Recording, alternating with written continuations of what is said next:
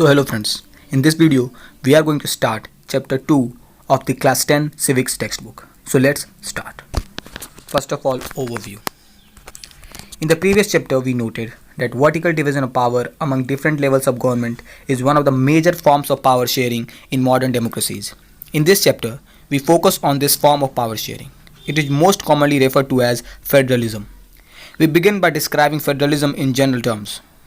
The rest of the chapter tries to understand the theory and practice of federalism in India. A discussion of the federal constitutional provisions is followed by an analysis of the policies and politics that has strengthened federalism in practice. Towards the end of the chapter, we turn to the local government, a new and third tier of Indian federalism. So let's begin the chapter. So first of all, what is federalism? Let us get back to the contrast between Belgium and Sri Lanka that we saw in the last chapter. You will recall that one of the key changes made in the constitution of Belgium was to reduce the power of the central government and to give these powers to the regional governments. Regional governments existed in Belgium even earlier. They had their roles and powers, but all these powers were given to these governments and could be withdrawn by the central government. The change that took place in 1993 was that the regional governments were given constitutional powers that were no longer dependent on the central government. Thus, Belgium shifted from a unitary to a federal form of government. Sri Lanka continues to be, for all practical purposes, a unitary system where the national government has all the powers. Tamil leaders want Sri Lanka to become a federal system. Federalism is a system of government in which the power is divided between a central authority and various constituent units of the country.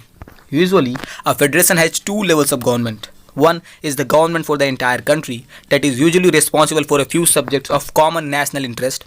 The others are governments at the level of provinces or states that look after much of the day-to-day administering of their state. Both these levels of governments enjoy their power independent of the other.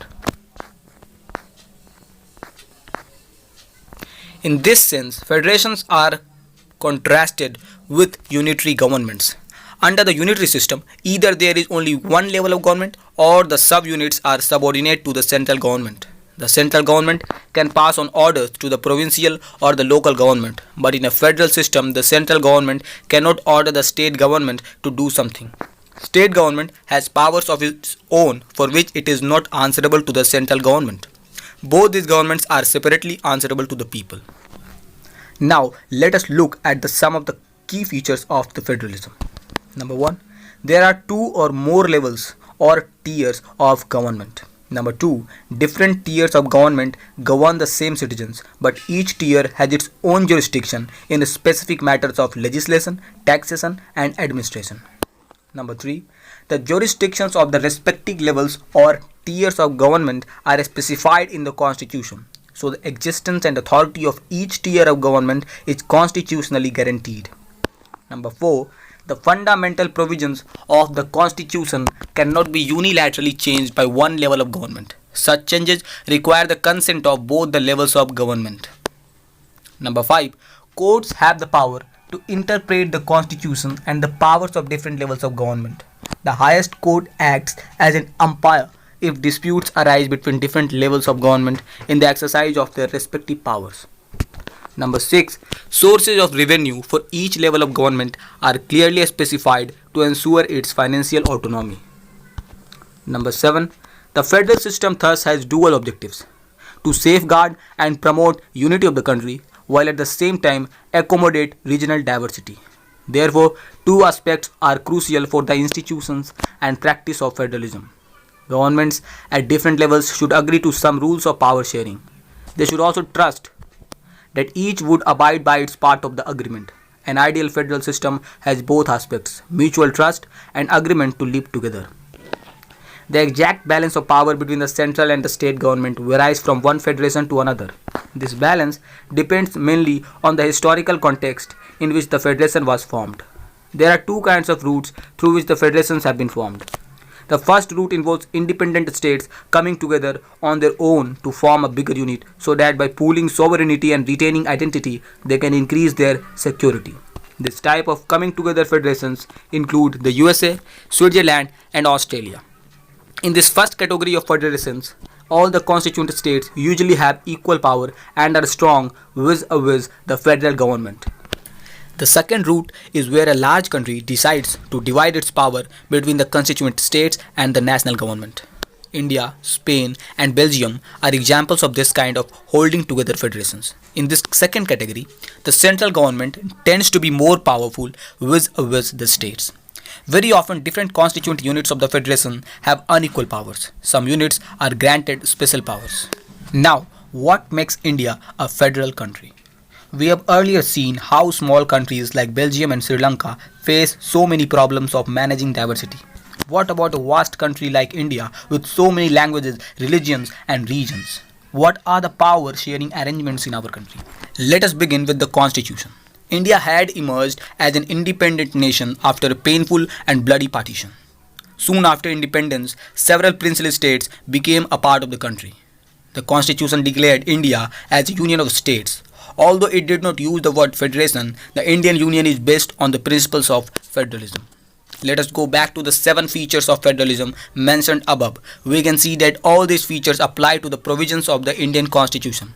The Constitution originally provided for a 2-tier system of government, the Union government, or what we call the central government, representing the Union of India and the state governments. Later, a 3rd tier of federalism was added in the form of panchayats and municipalities. As in any federation, these different tiers enjoy separate jurisdiction. The Constitution clearly provided a 3-fold distribution of legislative powers between the Union government and the state governments. Thus, it contains 3 lists. Number 1, a Union list. Includes subjects of national importance such as defense of the country, foreign affairs, banking, communications, and currency. They are included in this list because we need a uniform policy on these matters throughout the country. The Union government alone can make laws relating to the subjects mentioned in the Union list. Number 2, State list. Contains subjects of state and local importance such as police, trade, commerce, agriculture, and irrigation. The state governments alone can make laws relating to the subjects mentioned in the state list. Number 3, Concurrent list. Includes subjects of common interest to both the Union government as well as the state governments such as education, forest, trade unions, marriage, adoption, and succession. Both the Union as well as the state governments can make laws on the subjects mentioned in this list. If their laws conflict with each other, the law made by the Union government will prevail. What about subjects that do not fall in any of the 3 lists? Or subjects like computer software that came up after the Constitution was made? According to our Constitution, the Union government has the power to legislate on these residuary subjects. We noted above that most federations that are formed by holding together do not give equal power to its constituent units. Thus, all states in the Indian Union do not have identical powers. Some states enjoy a special status. Jammu and Kashmir has its own constitution. Many provisions of the Indian Constitution are not applicable to this state without the approval of the state assembly. Indians who are not permanent residents of the state cannot buy land or house here. Similar special provisions exist for some other states of India as well. But now, this provision in Indian Constitution has been changed for Jammu and Kashmir. You know about it. Now, there are some units of the Indian Union which enjoy very little power. These are areas which are too small to become an independent state but which could not be merged with any of the existing states. These areas like Chandigarh or Lakshadweep or the capital city of Delhi are called union territories. These territories do not have the powers of a state. The central government has special powers in running these areas. This sharing of power between the union government and the state governments is basic to the structure of the Constitution. It is not easy to make changes to this power sharing arrangement. The Parliament cannot on its own change this arrangement. Any change to it has to be first passed by both the houses of Parliament with at least 2/3 majority. Then it has to be ratified by the legislatures of at least half of the total states. The judiciary plays an important role in overseeing the implementation of constitutional provisions and procedures. In case of any dispute about the divisions of powers, the High Courts and the Supreme Court make a decision. The union and state governments have the power to raise resources by levying taxes in order to carry on the government and the responsibilities assigned to each of them.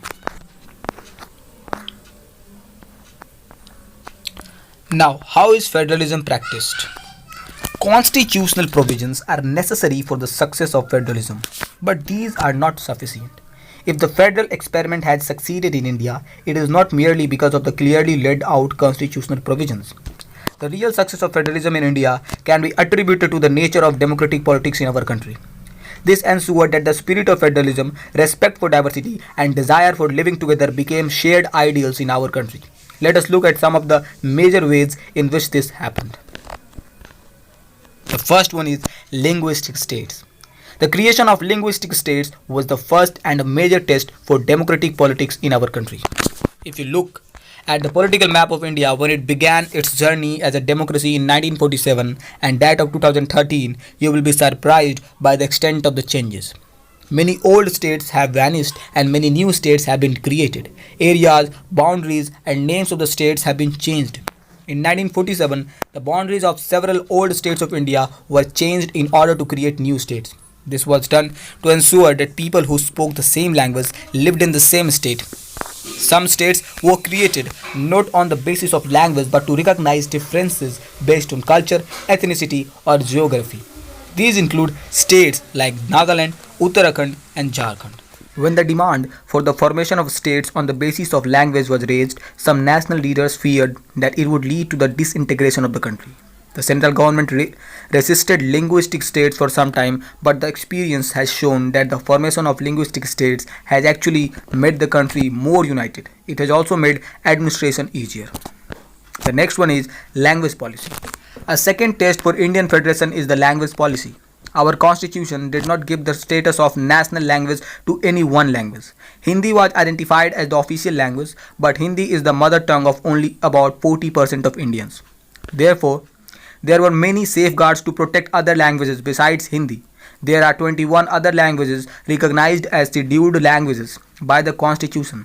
A candidate in an examination conducted for the central government positions may opt to take the examination in any of these languages. States too have their own official languages. Much of the government work takes place in the official language of the concerned state. Unlike Sri Lanka, the leaders of our country adopted a very cautious attitude in spreading the use of Hindi. According to the constitution, the use of English for official purposes was to stop in 1965. However, many non-Hindi speaking states demanded that the use of English continue. In Tamil Nadu, this movement took a violent form. The central government responded by agreeing to continue the use of English along with Hindi for official purposes. Many critics think that this solution favored the English-speaking elite. Promotion of Hindi continues to be the official policy of the Government of India. Promotion does not mean that the central government can impose Hindi on states where people speak a different language.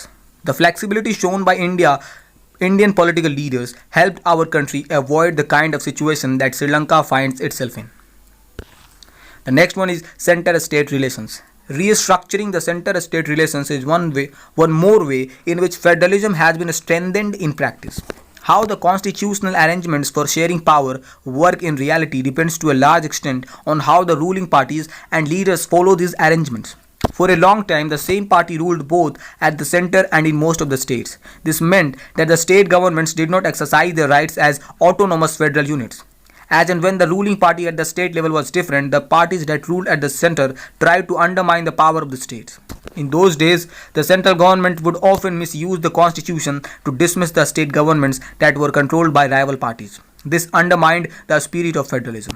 All this changed significantly after 1990. This period saw the rise of regional political parties in many states of the country. This was also the beginning of the era of coalition governments at the center. Since no single party got a clear majority in the Lok Sabha, the major national parties had to enter into an alliance with many parties, including several regional parties, to form a government at the center. This led to a new culture of power sharing and respect for the autonomy of state governments. This trend was supported by a major judgment of the Supreme Court that made it difficult for the central government to dismiss state governments in an arbitrary manner. Thus, federal power sharing is more effective today than it was in the early years after the constitution came into force.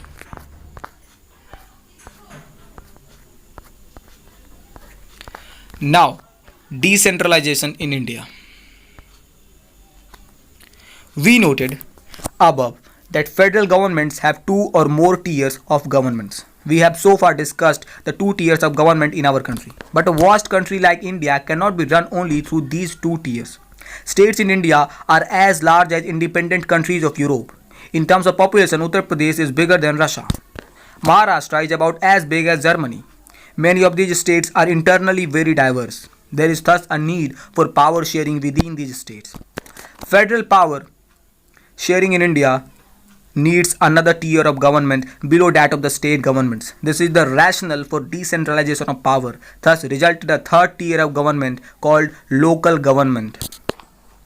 When power is taken away from central and state governments and given to local government, it is called decentralization. The basic idea behind decentralization is that there are a large number of problems and issues which are best settled at the local level. People have better knowledge of problems in their localities. They also have better ideas on where to spend money and how to manage things more efficiently. Besides, at the local level, it is possible for the people to directly participate in decision making. This helps to inculcate a habit of democratic participation. Local government is the best way to realize one important principle of democracy, namely local self-government. The need for decentralization was recognized in our constitution. Since then, there have been several attempts to decentralize power to the level of villages and towns. Panchayats in villages and municipalities in urban areas were set up in all the states, but these were directly under the control of state governments. Elections to these local governments were not held regularly. Local governments did not have any powers or resources of their own. Thus, there was very little decentralization in effective terms. A major step towards decentralization was taken in 1992. The constitution was amended to make the third tier of democracy more powerful and effective. Now, it is constitutionally mandatory to hold regular elections to local government bodies. Seats are reserved in the elected bodies and the executive heads of these institutions for the scheduled castes, scheduled tribes, and other backward classes. At least one-third of all positions are reserved for women. An independent institution called the State Election Commission has been created in each state to conduct panchayat and municipal elections. The state governments are required to share some powers and revenue with local government bodies. The nature of sharing varies from state to state. Rural local government is popularly known by the name Panchayati Raj. Each village or a group of villages in some states has a Gram Panchayat. This is a council consisting of several ward members, often called Panch, and a president or Sarpanch. They are directly elected by all the adult population living in that ward or village. It is the decision-making body for the entire village. The Panchayat works under the overall supervision of the Gram Sabha. All the voters in the village are its members. It has to meet at least twice or thrice in a year to approve the annual budget of the Gram Panchayat and to review the performance of the Gram Panchayat. The local government structure goes right up to the district level. A few Gram Panchayats are grouped together to form what is usually called a Panchayat Samiti or block or mandal. The members of this representative body are elected by all the Panchayat members in that area. All the Panchayat Samitis or Mandals in a district together constitute the Jila District Parishad. Most members of the Jila Parishad are elected. Members of the Lok Sabha and MLAs of that district and some other officials of other district level bodies are also its members. Jila Parishad chairperson is the political head of the Jila Parishad. Similarly, local government bodies exist for urban areas as well. Municipalities are set up in towns. Big cities are constituted into municipal corporations. Both municipalities and municipal corporations are controlled by elected bodies consisting of people's representatives. Municipal chairperson is the political head of the municipality. In a municipal corporation, such an officer is called the mayor. This new system of local government is the largest experiment in democracy conducted anywhere in the world. There are now about 36 lakh elected representatives in the panchayats and municipalities, etc., all over the country. This number is bigger than the population of many countries in the world. Constitutional status for local government has helped to deepen democracy in our country. It has also increased women's representation and voice in our democracy. At the same time, there are many difficulties. While elections are held regularly and enthusiastically, Gram Sabhas are not held regularly. Most state governments have not transferred significant powers to the local governments, nor have they given adequate resources. We are thus still a long way from realizing the ideal of self-government. This our chapter ends, and in the next video we will cover the next chapter. So till then, subscribe to the channel, listen to the audiobooks and study well. Thank you.